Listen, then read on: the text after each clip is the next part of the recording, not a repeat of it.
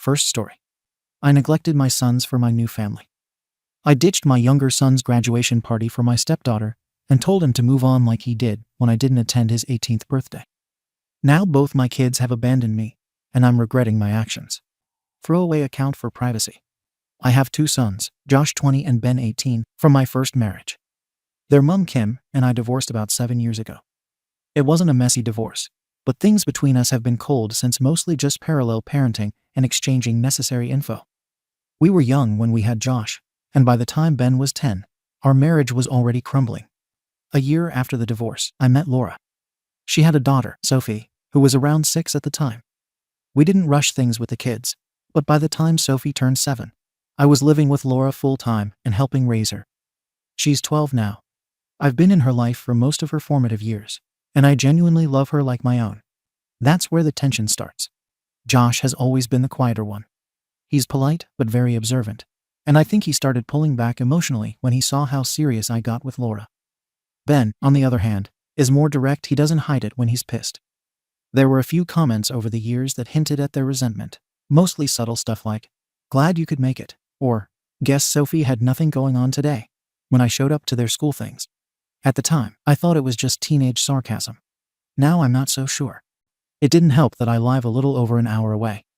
I moved after the divorce to be with Laura and start fresh. I've always tried to stay consistent weekends, alternating holidays, going to school events when possible. But the truth is, I've missed a few things. I missed Ben's 18th birthday dinner earlier this year because of a work meeting I couldn't move. I FaceTimed him, promised we'd celebrate another day, and sent him a gift. He didn't say much, just, "Thanks," and that was it. Josh called me later that night and said I should have made the effort to be there, even if just for an hour. It's not like I've never missed anything for Sophie. Either I've missed 1 or 2 things when my boys had major stuff. But when I show up for Sophie, it seems like my sons see it as choosing her. I don't think they understand that I'm trying to balance 2 families, and I'm doing my best.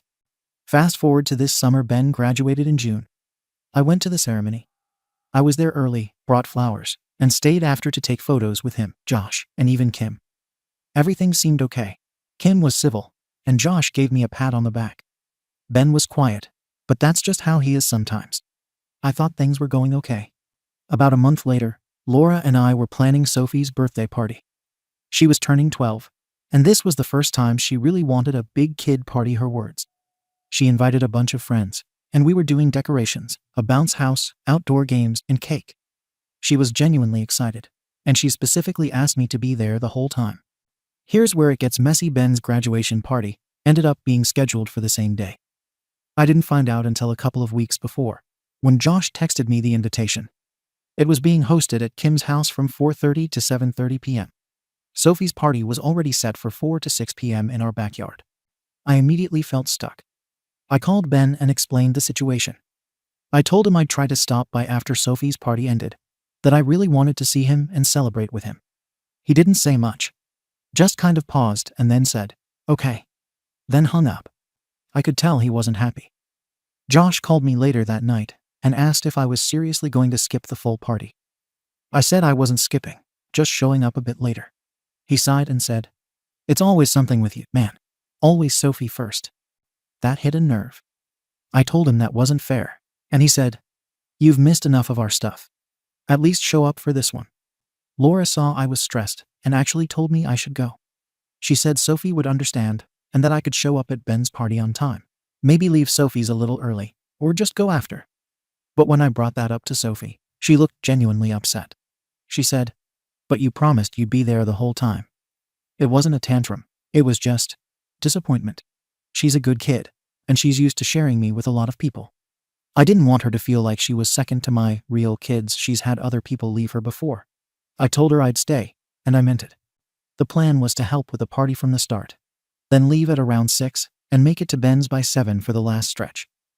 I figured I'd catch the cake and maybe even stick around after most people left. That way I could have someone on one time with Ben. But things didn't go that way. We had a ton of kids over. Laura needed help with the grill, drinks, and games. It was way more hectic than I expected. I was running around dealing with trash bags, fixing a broken chair, and trying to keep the little ones from tearing up the yard. Time flew. Next thing I knew, it was 6:05. Then 6:20.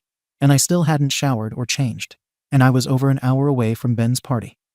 I started feeling that pit in my stomach. I asked Laura what I should do. She looked at me and said, "You're not going to make it in time. You should call him now." I knew she was right. I felt like SHT. Sophie was glowing, happy, and surrounded by friends. Meanwhile, my other son was probably scanning the door for me and slowly realizing I wasn't coming. I called Ben around 6:30, and as soon as he picked up, I knew I messed up badly. He sounded irritated right off the bat. I told him I was sorry, that I lost track of time, and wouldn't be able to make it to the party. There was a long pause. Then he asked, "Are you serious right now?" I told him I really tried, but things got hectic, and I thought coming by the next day would be okay. He didn't buy it. He said, "You always do this. You always put her first. Every single time." I told him that wasn't true, that I had been at his graduation ceremony, that I made the effort. He snapped back, "You missed my 18th birthday, and now my graduation party. You act like showing up once makes up for everything you miss." I said I understood he was angry, and that I'd be there first thing in the morning to see him. That's when he told me not to bother. Said I clearly made my choice, and I could stick with it. Then he hung up. I tried calling back. No answer. Texted him, no reply. 10 minutes later, Josh called me. He didn't yell, but he didn't mince words either. "What the hell, man? You seriously skipped his party for a 12-year-old's birthday?" I said it wasn't about that, it was bad timing. I was helping Laura manage the party, and things ran over. He didn't care. He said it wasn't about time. It was about priorities, and mine have been clear for a while. He told me Ben left his own party early. He didn't say goodbye to anyone. Just walked out and went to his room. Kim was apparently furious too, because she texted me after that, saying, "You should be ashamed of yourself." Laura felt bad. She told me again that she originally said I should go, and maybe I should have listened. But at that point, what could I do? I already screwed it up. I gave Ben a day and tried again the next afternoon. No answer. I called Josh, and he just said, "He doesn't want to talk to you. Neither do I right now." Then hung up. That was 2 weeks ago. I've sent texts to both of them, no response. I sent Ben a message apologizing again and saying I didn't mean to hurt him. That Sophie isn't more important, that I just got overwhelmed and didn't handle the day right. Still nothing. Kim hasn't said much else beyond that one message, but I know she's feeding into it. She's never liked Laura, never accepted Sophie, and always thought I'd start playing house with a new family. I guess this confirmed her narrative. Laura's been supportive, but she's been quiet too. She knows I messed up. Sophie hasn't asked about it, but I think she could tell I was stressed the night of the party. She asked once, "Is Ben mad?" I just told her, "Yeah, a little. I've gone over it in my head 100 times. I didn't mean to hurt anyone. I wasn't trying to choose between my kids. I just thought wrongly that showing up the next day would still matter. I thought being at the ceremony meant something. I thought they'd understand how hard I've tried to juggle both families. But now I'm not so sure any of that matters to them." Josh says this isn't about one party. It's about a pattern. That even if I think I'm being fair, they've spent years feeling like I've downgraded them from priority to obligation. I've always thought I was doing enough texting, calling, showing up when I could, splitting holidays. But maybe I've been blind to how it's felt on their end. The reality is I live with Sophie. I see her every day. I help with homework, drive her to practice, and put up her birthday decorations. My sons are adults now, living their own lives, and I don't get the same day-to-day with them. Maybe from their view, it looks like I traded them in for a new family. Still, I've never thought of them as less.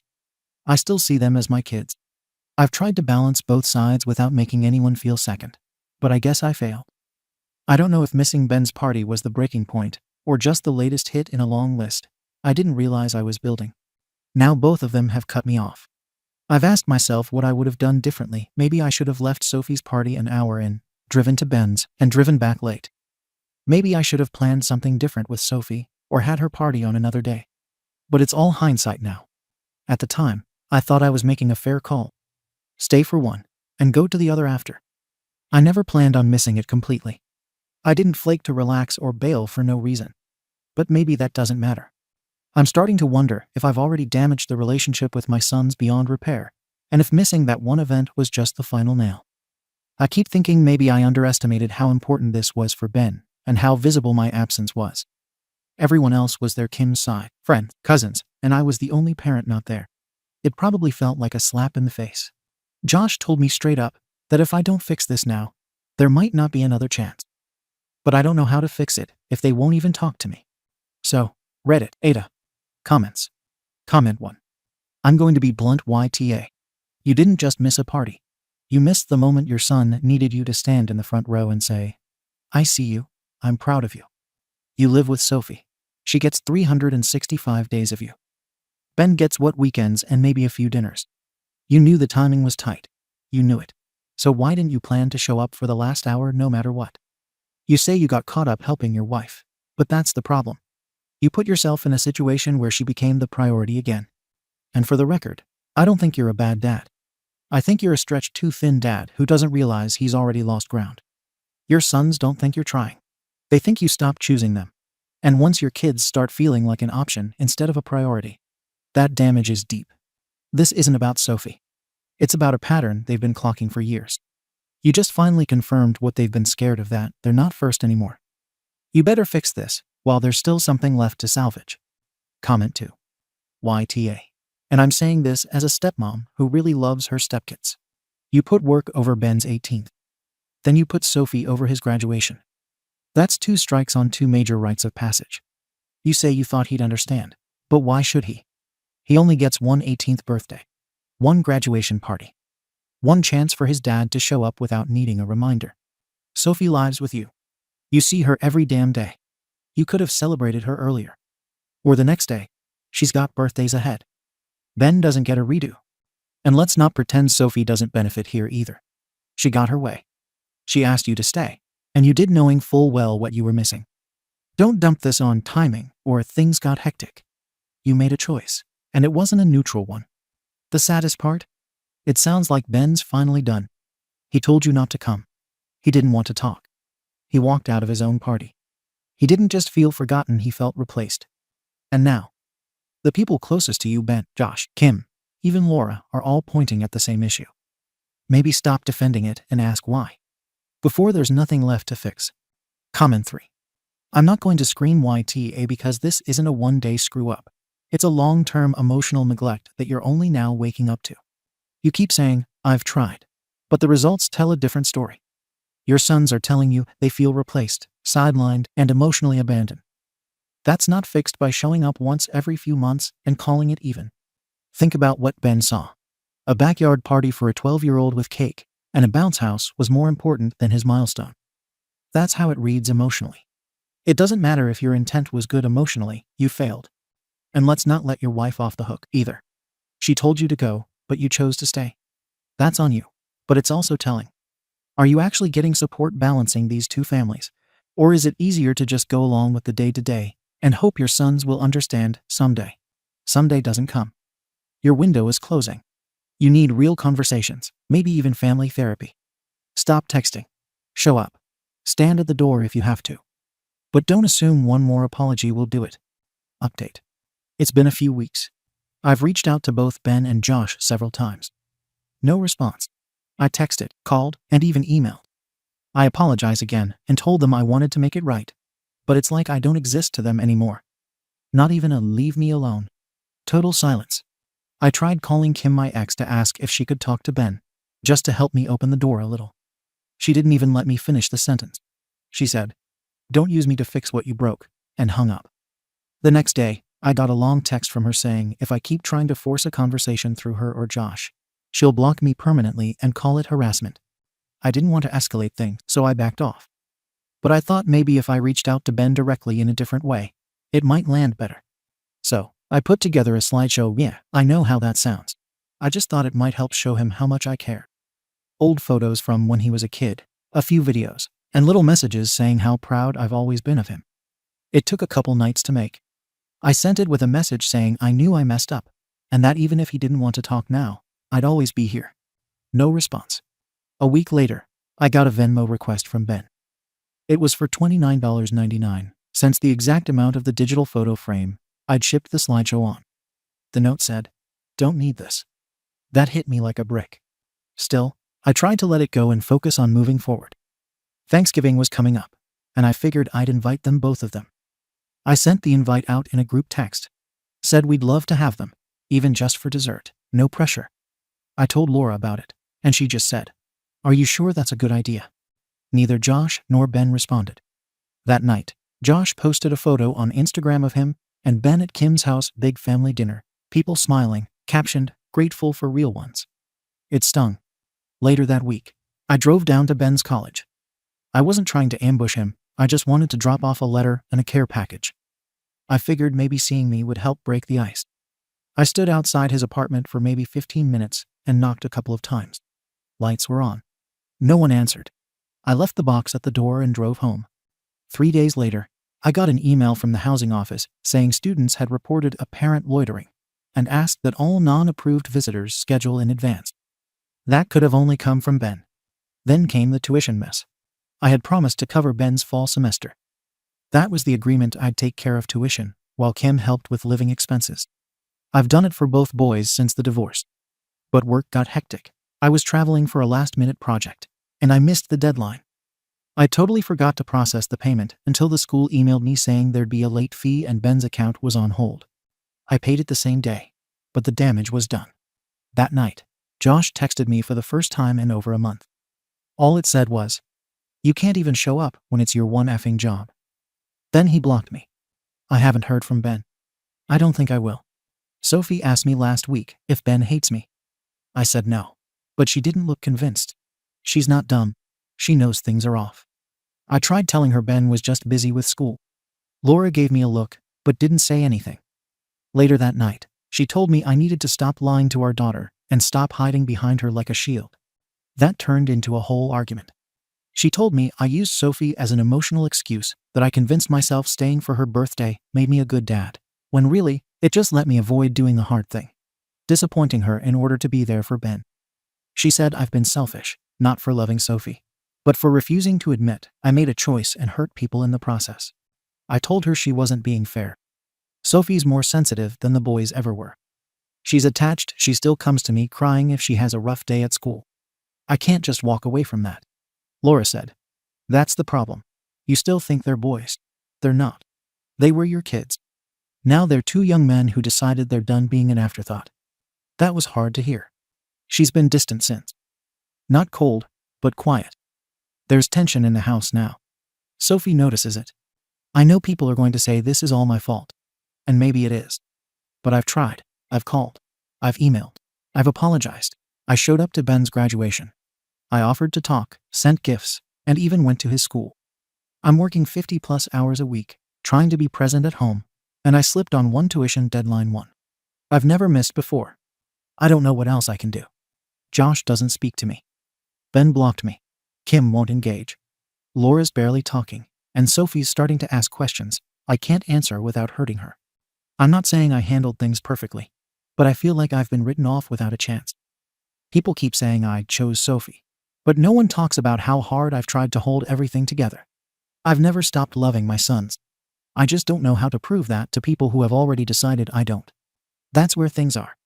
I don't even know if there's a point in trying anymore. But part of me still hopes something will crack, and I'll get a message from Ben, even if it's just to cuss me out. At least it'd mean he still cares enough to be angry. Right now, I feel like I don't even exist to them. Comments. Comment 1. Let me break this down from the perspective of someone who was Ben and Josh. Your sons aren't angry. They're disappointed and tired. That's way worse. When you showed up at Ben's dorm unannounced, I guarantee he stood behind that door listening to you knock. And I guarantee it hurt him to not open it. Kids don't block their dads because they're indifferent. They block them because trying again is more painful than silence. The Venmo thing. That wasn't cruelty. That was self-respect. He doesn't want gifts or memories or proof you care. He wants consistency, something you haven't given him in years. And the tuition thing. Dude, come on. That is the one area where divorced dads usually try to overcompensate. It's the easiest way to show support. You didn't just miss the deadline, you reinforced exactly what he already believed. He can't rely on you. And you keep mentioning work. Let me tell you something harsh but true. When you repeatedly say, "I was busy, kids here," you weren't worth the effort. You keep saying Sophie is more attached. Yeah, of course she is. She had you daily. Your sons had you on the calendar. Stop acting like this is some tragedy happening to you. This is the result of a long list of decisions you made that told your sons they were optional. You don't fix that with a care package or a holiday invite. You fix that by shutting up about your intentions and listening to the damage. YTA and right now. You're the only person who doesn't seem to understand why. Comment 2. I'm not going to soft pedal at YTA, but not for the reasons you think. Your biggest problem isn't that you messed up. It's that you keep deciding which of your children's emotions are more legitimate. You keep talking about how sensitive Sophie is, like Ben and Josh don't get to have emotional needs because they're older and male. Guess what? Boys don't stop needing their parents at 18. They just stop showing it. And honestly, the fact you brought up Sophie crying after a rough day as justification for blowing off Ben's milestone is not great. You can love Sophie without turning her into your emotional crutch. Because whether you see it or not, that's what you've done. And Laura? She's fed up with watching you craft this narrative where you're the victim of circumstance instead of the architect of your own mess. Her silence isn't support, it's exhaustion. It's telling that every woman in your life, your ex, your current wife, and even your daughter is reacting to your behavior, not the boys. They see the pattern. They see how you prioritize the family in front of you, then get shocked when the ones further away stop chasing your attention. Your sons didn't go no contact out of nowhere. They finally accepted the truth. You don't make space for them unless it fits your schedule. Do better. Not with more gifts or cringe slideshows. With accountability. Real, uncomfortable accountability. Update. It's been almost a year. I didn't think things could get worse after the tuition mess and being ignored through Thanksgiving, but they did. Honestly, it feels like everything in my life has been shrinking: my relationship with my sons, my marriage, my home, even how my daughter looks at me. It's like the walls are closing in. The first major blow came from Sophie. She found the slideshow. I had put it in the closet of my office. Sophie must have been looking for something for school, because she brought it out one afternoon and asked, "What's this?" I didn't think it would matter, so I let her watch it. I didn't expect it to hit her the way it did. She watched maybe a minute before she started crying. She asked, "Why doesn't Ben love me? Why doesn't he come here anymore?" She said it like she did something wrong. I didn't know what to say. I told her Ben loved her. He was just busy. She told me I always say that, and she knows I'm lying. Laura heard everything from the hallway. Later that night, she confronted me. She said I should have thrown the frame away instead of keeping it like some shrine to my failures. She said Sophie already feels the tension, and that I'm making her think she's the reason her brothers disappeared. I snapped back that she wasn't doing anything to help, that she was letting the house fall into chaos. That started our first real fight in years. I raised my voice. She raised hers. I don't even remember half of what I said. I do know she told me I needed therapy again. I told her she needed to stop trying to psychologize me. It was ugly. The next morning, she wouldn't talk to me. Sophie wouldn't look at me. That's when I realized I yelled at her the night before too, not full-on screaming, but sharper than she deserved. I apologized, but she slid away from me like I was a stranger. And that hasn't changed since. She went from being attached to me, always excited when I got home, to barely speaking unless she has to. She stays in her room more. She goes to Laura for everything. I lost my sons years ago without realizing it. Now I'm losing my daughter in real time and can't stop it. Then came Josh's engagement. I had no idea he was even dating someone seriously. A relative of mine posted pictures and engagement dinner. A nice restaurant, Josh and his fiancée smiling, and Ben standing next to him. My sons looked grown up, confident, comfortable, and they weren't alone. Kim was there. Her parents were there. Even some of my extended family attended and said nothing to me. There was no invitation, no text, not even a courtesy call. I didn't say anything to Josh, but I stared at those photos for a long time. It felt like the final confirmation that I wasn't even on the periphery of their lives anymore. I was completely out. I didn't show the photos to Laura or Sophie. I didn't want to hear Laura's reaction, and I didn't want Sophie thinking it was somehow her fault. A week after that, I got a call from my sister. She said she ran into Ben at the grocery store and tried to bring up the tension, thinking maybe she could help. Ben told her he didn't want to hear my name again. That he's done trying to have a dad. That the last few years made it clear where I stand. Hearing it from a third party hit harder than hearing it myself. There was no anger in her voice, just pity. And then, the biggest hit of all. I found out Ben graduated early from college. He pushed through his final credits and finished ahead of schedule. I saw the pictures online. Same story, smiling, surrounded by people I barely talk to anymore. Kim, Josh, their cousins. People I grew up with. Nobody told me. Nobody even thought to tell me. I didn't get to see him walk. I didn't get to congratulate him. I didn't get a seat in the crowd. I didn't even get the chance to be rejected again. The message was clear. I'm not a parent to them. Not even a backup one. After that, something in me cracked. I started getting short with Laura over small things. Snapping about chores, the house, bills, whatever. I stopped sleeping well. I started pacing at night. I'd catch myself rehearsing conversations with Ben or Josh, imagining them yelling at me or telling me off. Sometimes I'd imagine them forgiving me. Those hit harder. Laura tried talking to me one night. She sat down at the table and said, "I don't know how much more I can do. You're drowning, and you're pulling us under too." I told her I just needed time. She said she's been giving me years of time. Then she said the words I never thought she'd say. "I don't know what's left of our marriage anymore." She said the only reason she hasn't packed a bag is because she's scared of what leaving would do to Sophie, that she doesn't trust me to be stable for her. That cut deeper than anything my sons have said. And she's right. The house is quiet now. Sophie barely speaks. Laura avoids me unless she has to. I can feel the resentment radiating from every corner of the place. Sometimes, late at night, I sit on the couch and think about everything that's happened. Everything I screwed up. Everything I missed. Everything I justified. And the darkest thought hit me last week. If I died tomorrow, I don't think my sons would even come to my funeral. I don't think Laura would cry. I don't think Sophie would feel anything but confusion. I used to think I was a good dad who made a few mistakes. Now I'm scared I'm just the man who slowly burned down his entire family and didn't realize the house was on fire until everyone else had already run out. I don't know what's left to salvage. I don't even know if I deserve the chance. That's where things are. I don't think this is just losing my sons anymore. I think this is losing everything. And I don't know if I can ever claw my way back from this. Comments. Comment 1. Look, I'm going to say the quiet part out loud. I don't think you ever really understood what parenting is.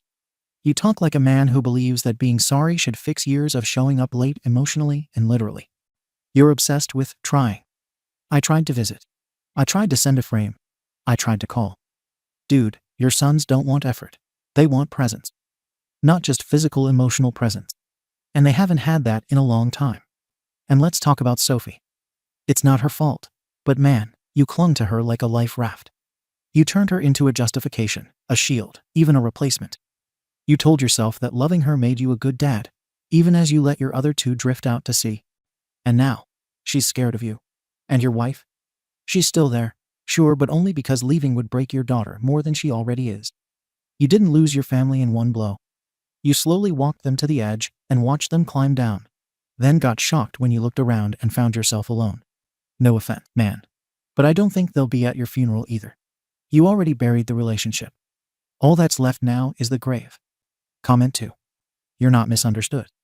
You're not some tragic character. You're a man who refused to listen when it counted, and now wants applause for the noise he's making in the aftermath. You lost your sons. You're losing your wife. You've already lost your daughter. She's just still physically in the house. Emotionally, she's gone, man.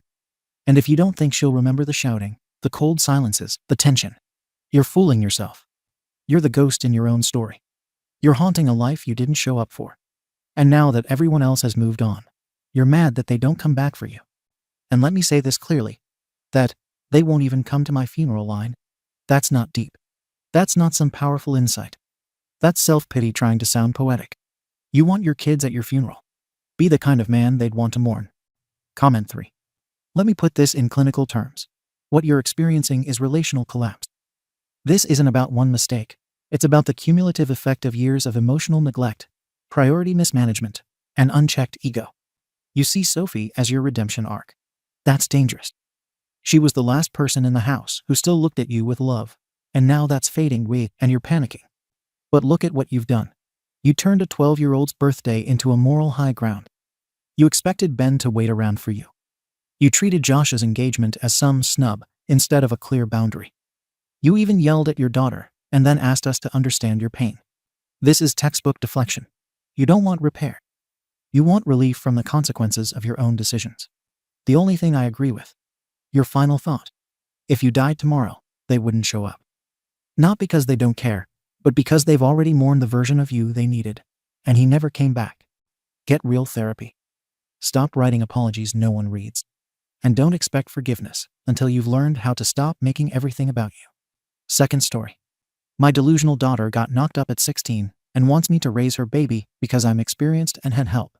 So I gave her a reality check and said she is a disappointment. I have a plan, money, and a husband who doesn't bail on me. Then I forced her to quit school, get a job, and support her baby, and threatened to call CPS if she neglects.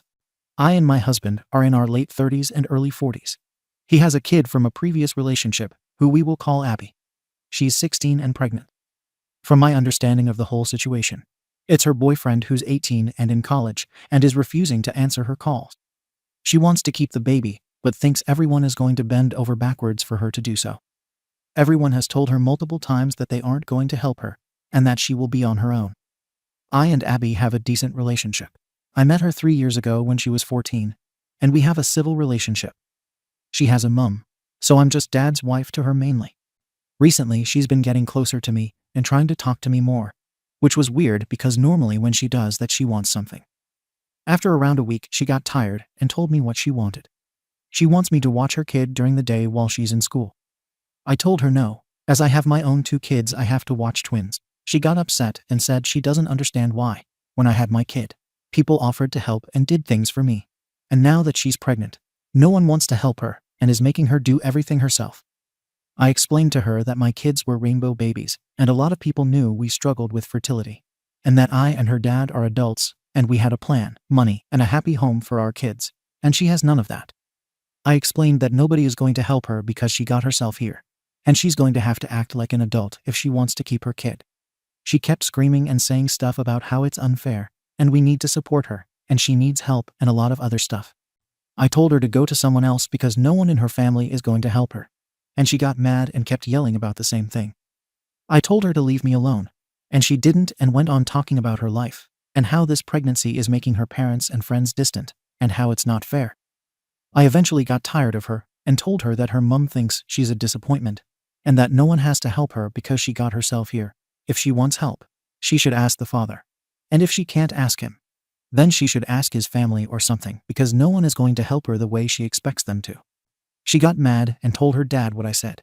He got upset and said that it was too far, and even if it's right, I shouldn't have said that. So AITA? Note: she has a late birthday, so that's why it's a 16 to 18 age gap. She turned 17 in November. The reason I told her what her mum thinks is because she was complaining about how her mum doesn't want her at the house. And yes, her mum has told her before that she is a disappointment. Edit. A lot of you are under the assumption that no one told her the options. They have multiple times.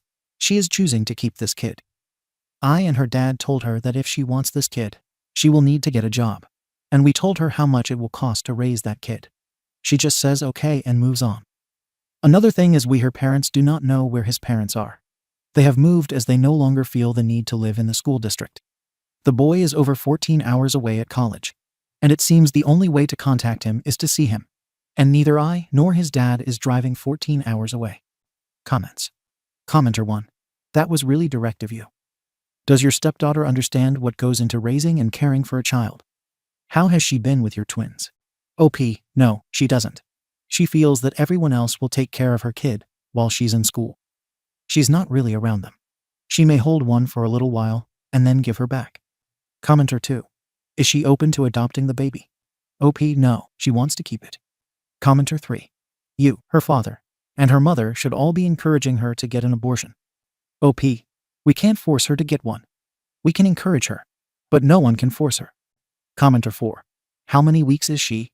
And are you in a place where abortion is accessible? The job of all the responsible adults around her, primarily her 2 actual parents though, is to lovingly encourage abortion up until the moment it's not a viable option anymore.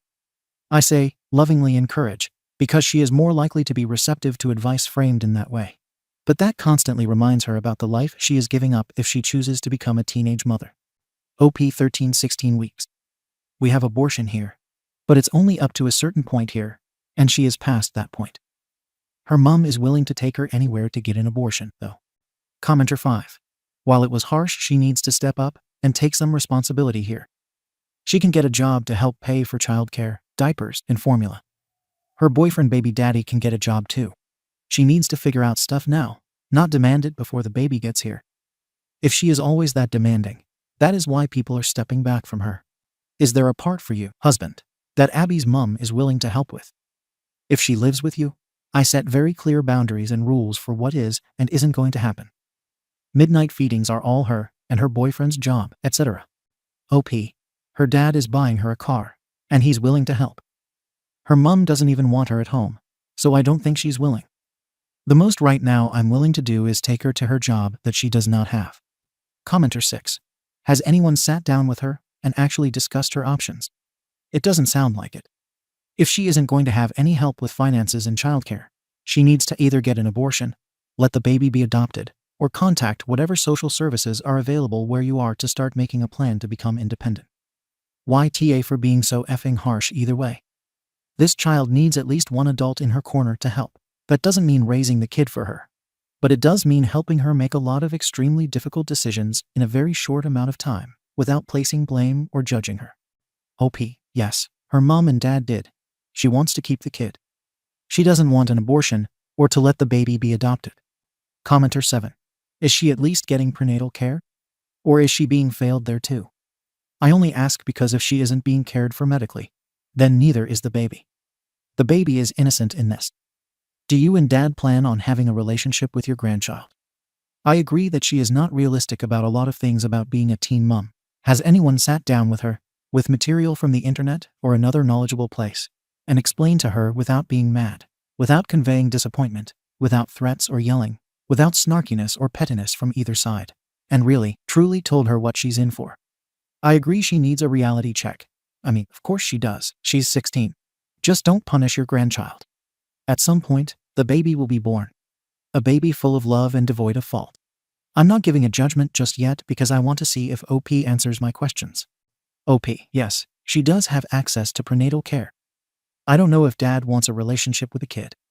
Yes, everyone has talked to her about it without being petty. And it's like she thinks we're lying or going to do it for her. So we'll just say okay and move on. Top comments. Commenter 8. Seems like her father needs to contact the college student's parents. Get lawyers involved for child support. He can get a job. He shouldn't get off scot-free. Commenter 9. Refusing to take care of her child while she's at school is entirely within your rights. Helping her find daycare should be your concern as an adult. Telling her that you deserve help because your babies were wanted and hers isn't is literally telling her that her baby is worth less than yours. You can be certain that's how she heard it. Commenter 10. You are both TA and NTA. You are NTA for standing up to her, giving her a reality check and forming boundaries with her.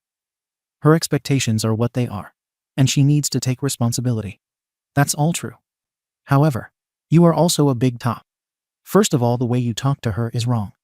The fact that you told her what her mother thinks is a big TA moment. It should be her mother to say these things, not you. The way you spoke to her is also just bad. You should have been more gentle. The message you sent was good, but the way you sent that message is just poor and bad. You, the father, and the mom, all three, should have a real talk with her and explain to her how things work and why everyone is distancing themselves from her. You should help her to some degree, but not to what she's been asking so far as the potential grandparents. But that's it. TLDR. Not the RC hole for the message, but the RC hole for how it was delivered, and for telling her what her mother might think. Update. Hello all, I am back with an update. But I do want to apologize for this update being late. My twins and I got sick, so it has just been a lot. So after I posted this post, I took some advice from the post and talked with my husband. We had a long talk about what we were and weren't going to help her with, and what all she needed to do. So we sat down, and in summary we told her that if she wanted to continue at a real school, then she would need to figure out childcare, as I won't keep her kid.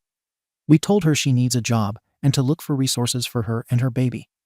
My husband told her she's financially cut off until she finds a job, and that she will only get gas money. We have agreed to watch the kid on the weekends while she works. We have also told her that if she fails to take care of her baby to the point of neglect, we will call CPS on her. The last main thing I can think of that we told her was that as long as she tries, we will help her with the baby's necessities, and that we don't mind helping with that if she needs it. After we told her that, she mainly asked why I wouldn't watch her baby while she went to school, and I just explained that I'm not going to deal with 3 little kids every day, especially with one being a baby. She didn't understand and tried to argue with me about it. But we did tell her that if she stays in school, she may have to repeat a year or go to summer school, as at the time she would give birth, it would be finals, and she would have to go to summer school. I did apologize to her for telling her the comment I made about her mother, and she also apologized to me. Right now, she still doesn't have a job, but she has an interview, so that's good. Her dad's just happy she's trying. Note: I want to address a few comments. One main comment I saw was a lot of people thought we would kick her out. No, she's still a kid and a minor, and even when she's 18, we will still keep her in the house. The next thing was the rainbow baby comment. She asked why I got help, and her version of help right now is that stuff was bought for my babies, and that people came in town when they were born to help with them. So I explained that they are rainbow babies. That's why we got so many clothes and people came to see them, because these were probably the only kids I will ever have. And they probably won't do it for her, as they have more traditional values and don't even support her or try to help her now. So I doubt they will when a baby comes. I will try to answer any questions I can. Edit: I had a typo that made people think she was being made to continue to regular school. She is not. She wants to stay in regular school. A lot of you don't know what I mean by financially cut off. She will only get her needs and nothing more. If she wants to go out to lunch with friends, she will have to pay for that. He is no longer just handing her money to do what she wants. Again, she will still get anything she needs, just not wants. Comments. Commenter 1. Where is her mother in all of this? Can't she live with her mother? OP. Her mother is still not talking to her until she gets an abortion. Commenter 2. There are plenty of online schools she can attend. I still think you're being awfully harsh. You're behaving like an evil stepmother, and I honestly hate you. Cold, cruel, and completely judgmental. As a mother myself, I already don't like you. In fact, if I were your mother, I would be completely ashamed and disappointed in you for how you are treating this poor girl. Yes, things will be hard, but threatening CPS on her? That's crossing a line, IMO. What do you mean by cutting her off financially? She is still a minor, and her father is still legally obligated to provide for her. What does he think? That pregnancy suddenly makes a girl into a full-grown adult. You and your husband are awful. Why hasn't the boy been found and contacted? What steps has your husband taken to find him and make him take responsibility for his part in donating the sperm? It takes two to tango, and that boy needs to step up too. OP. When I say cutting her off financially, my husband gives her an allowance every month to get stuff she wants. So it may be like $100. But when she goes out, she will always ask for more money. So he may give her around $250 a month. He will no longer be doing that and only paying for her gas and things she needs. He is still deciding what to do about the boy. Yes, we will call CPS if she decides that instead of taking care of her kid, she wants to go to a party. We will call CPS if she neglects her kid. Also, she wants to stay in regular school. No one is making her. Commenter 3. She's 16. Is this really the best way to handle the situation? I don't understand why she's being encouraged to get a job, rather than go to school if she's still a child. She needs to finish school. What am I missing? Also, it's not realistic to cut her off financially until she gets a job. She's a child. Where else is she going to get the money from? She is still a dependent, and your husband is still her guardian. Honestly, you should call CPS, not as a threat, because they can help if you can't care for a pregnant minor. CPS will be able to help with advice and resources. Her school should be able to help too. OP. She needs a part-time job so she can provide for her baby. We are not going to pay for everything for her kid. She will have to pay for it. We cut her off financially, as we are only paying for gas and things she needs. She will have to get a job to pay for the rest. Commenter 4. I don't understand why nobody seems to have an issue with a college boy getting a teenager pregnant. If she's 16 now, she may have been 15 when he got her pregnant. Even if she was 16, isn't she still a minor? What are the ages for statutory SAW in your state? The boy may deserve worse consequences than just paying some child support, much less getting off scot-free and going on to do this to others. OP. My stepdaughter just turned 17. She has a late birthday, so when they met and were dating, they were 16 and 17. He turned 18 earlier this year, and she just turned 17. Commenter 5. NTA, you do know that baby is going to be dumped on you no matter what your husband and your stepdaughter say. I think that she thinks having this baby will make the father be with her. I don't think she has intentions of taking care of this baby. I would be so angry at the 18-year-old boyfriend. What are you going to do when your husband dumps all the responsibility of this baby on you? OP. I have already told him should that happen, I will take her kid to a hospital or fire station, as I will not be taking care of 3 little kids. Top comments. Commenter 6. I'm glad you apologized. But I still see nothing being done to find the dad. She didn't do this alone. And if she was getting child support, it would take a little bit of the burden off of y'all as well as her. Could also pay for childcare. Find the guy. Commenter 7. She needs to do online school while she takes care of her baby. Help her with transitioning to that. Also, help her find resources to help her. And do more to find the dad's parents. Look them up online, find their social media, and track down the father. Help her file child support paperwork. Thank you for watching the video. If you are interested in listening to these kinds of stories, we've got more in store for you. Simply subscribe to our channel, hit the like button, and share it with your friends.